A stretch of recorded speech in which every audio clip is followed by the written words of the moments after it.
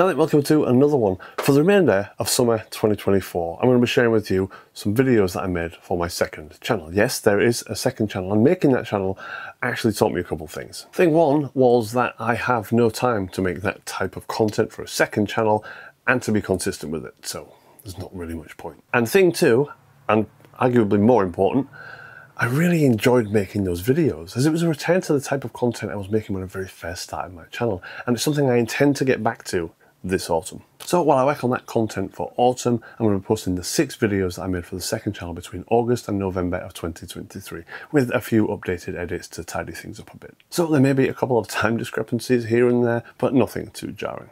So here's the first of those videos. Enjoy. Today's plan is twofold. Part one of that plan is this here. We've got this road going sort of down there, and then it goes off to the right, my right, and then it goes back up again, and it looks kind of cool. And the sun is supposed to set just over there in about 20 minutes. But as you can see, got a bit of cloud there. It's breaking through just a little bit there. You can just see it, but I think that is gonna spoil it, because why wouldn't it? Plan B to that is the clouds over there look awesome, kind of like all like cartoony and stuff. So I'm gonna get some handheld shots over in that direction because they're picking up the light really nicely, but the foreground is really dark. So what I'm going to end up doing is I'm going to end up bracketing the shots to bring out that foreground and to keep the cloud detail and all that sort of stuff. So let's go and have a walk down there first, and then we'll have a look at that.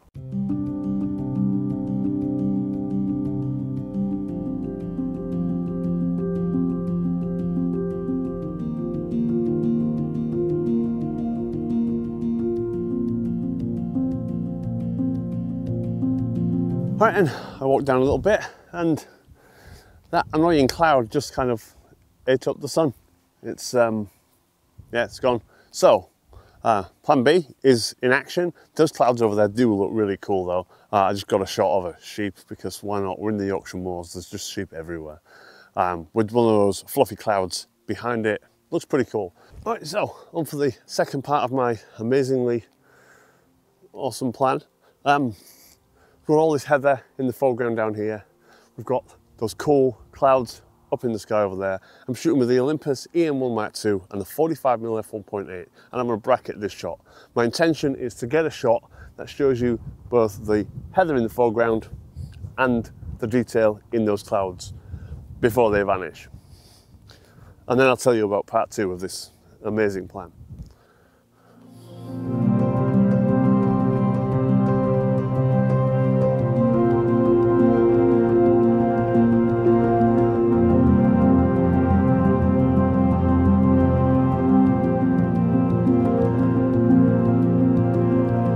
So part 2 of my amazing plan is astrophotography.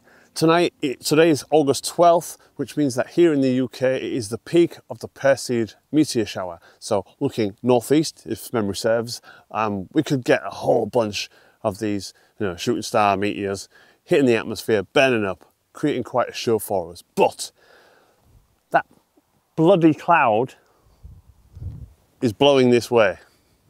Landscape photography, everybody. You gotta love it. Over in the distance there, you can see a further break in the cloud, and we are still probably an hour away from darkness, and maybe a couple of hours at least away from being able to see anything decent in the sky. So fingers crossed, this cloud will bugger off and everything will be rosy. But in the meantime, I've brought with me a whole bunch of lenses. I've got my 100 to 300, I've got the 60mm macro, and I've got a 45mm f1.8, which I used over there. And I'm just gonna have a wander around and see what there is to see in this area while we have a little bit of light left. So you can't very well come to the moors with a macro lens in peak heather season, if you want to call it that, and not try for some macro goodness. So let's see what we've got here. I like that. All right, so what I'm doing here is I am focusing on the next patch along of this heather as my focal point, and using the colour in the foreground and that blue grey in the sky, as blared elements, and it looks quite cool. Well, that's pretty nice. I quite like that.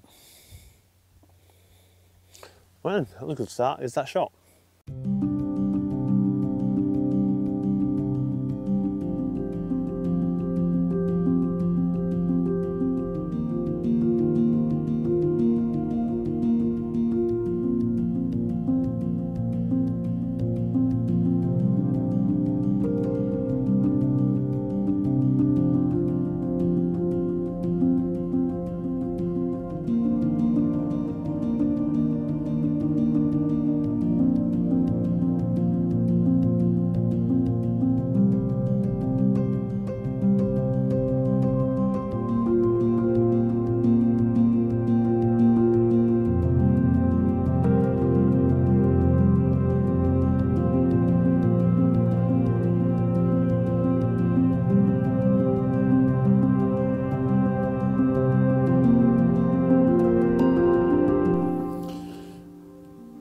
Well, it would appear that the cloud is breaking and we have some stars.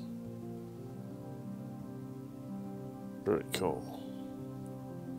All right, so we have stars. There was a minute there when I thought that cloud wasn't going to break and I was going to have to call this off. But no, we've got stars. That's awesome. So I'm just going to set up at the back of the car. I've got a 25mm T0.95 SLR Magic, which gives me about a 50mm field of view on the Micro Four Thirds cameras.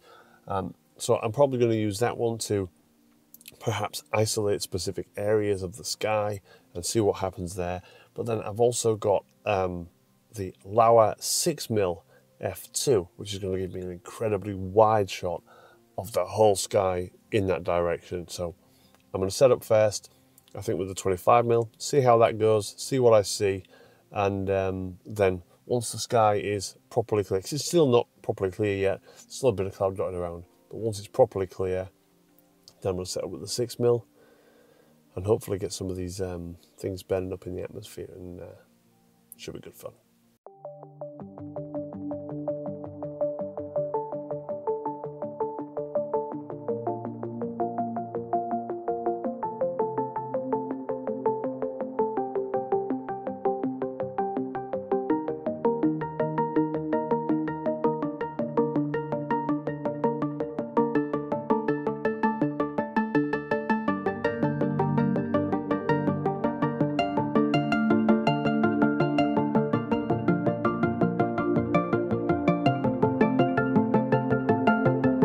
All right, so that was crazy. Those clouds were absolutely flying in so quickly. I didn't have a chance to set up the video camera properly and film it all, so I was just trying to get the shot, but I never saw any more of the Perseids, unfortunately. So there's still time to try again. The shower doesn't end for another few days, so it's possible that I might get out there again, but I think I missed it this time, and I'll probably have to wait till I think the next major shower is perhaps December.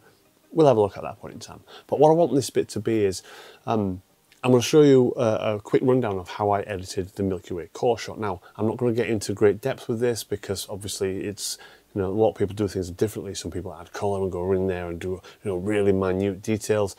All I did is actually very basic. What comes out of the camera is very similar to what you saw on the edited photograph. So I just want to run you through that process and show you how easy it is to make that core pop.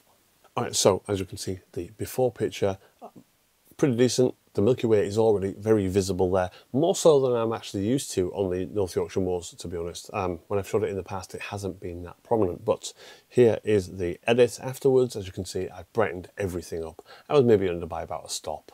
But yeah, I mean, the edits on this are very, very basic, so let me talk you through them. So over on the basic panel, we've got just an exposure increase of 0.7. Contrast is up by +30, highlights up by +12, and then a little bit of clarity and dehaze. Now, all I want to say about clarity and dehaze before we go any further is that those two things are the easiest way to ruin a picture, right? Overuse of these things destroys pictures, simple as that. So just be careful, and my approach to editing is always subtlety, go for subtlety, minimal edits, targeted edits, and just, if people can't really tell that it's edited, you've probably done a really good job. Just my opinion. Anyway, speaking of targeted editing, let's get into the masks and I'll show you what I did there. Again, it's very minimal, very simple. So I just have two masks on this picture. And again, this is all just in Lightroom. I haven't delved into Photoshop and gone, you know, right poking in there. And I haven't gone into the realms like a lot of others do, where they're changing colors and things like that. Very basic. The colors are pretty much exactly how they came out of the camera. I haven't touched anything in the HSL. The only thing I've done in terms of color is I've cooled the temperature down a bit because it was set to a little bit warm. So anyway, back to these masks. There is a single mask for the sky. And as you can see, when I turn on the overlay, I have painted out the clouds. I didn't want the clouds affected by my adjustments, and the adjustments are dead simple. It is literally just a highlight increase, just to make those stars pop out just a little bit more. But the main thing is the next mask, which is of the Milky Way core itself, and it's literally just a rough paint over the Milky Way core in its entirety. And I've just added a little bit of clarity, plus 12 clarity, and that just really makes the, you know, the contrast. It really adds to the contrast and makes it pop out, and that's basically it. There is your before, there is your after. Very, very basic editing. Thank you very much for watching. I'll see you in the next one.